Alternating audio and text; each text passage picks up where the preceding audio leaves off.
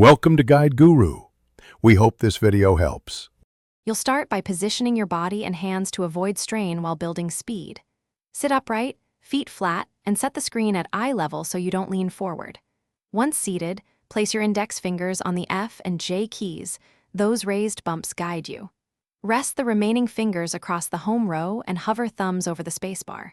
Make sure wrists stay neutral. Don't brace them on the desk. Practice simple drills. Hit each home key slowly until motion feels automatic. You'll now build the letter map and a steady rhythm. Start touch typing in short 5-10 minute sessions so you train muscle memory without fatigue. Focus first on one hand's letters, then the other, and combine them in paired drills to build coordination. Once you master the home row, add the top row and then the bottom row. Repeat common digraphs like th and to improve transitions. Keep a metronome or steady count to encourage even timing, and increase speed only after accuracy is consistent. You'll finish by tuning accuracy and integrating advanced keys.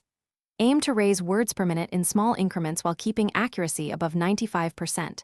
Speed without accuracy breeds bad habits. Add punctuation, numbers, and modifier keys, Shift, Control, Alt, CMD, so you can type full sentences and shortcut smoothly. If errors spike, stop and diagnose. Reset posture, lower your tempo, and isolate the problematic letters with targeted drills. Make sure to rest and stretch wrists. Consistent, focused practice beats long, unfocused sessions. Thanks for watching. Consider subscribing if we helped you today.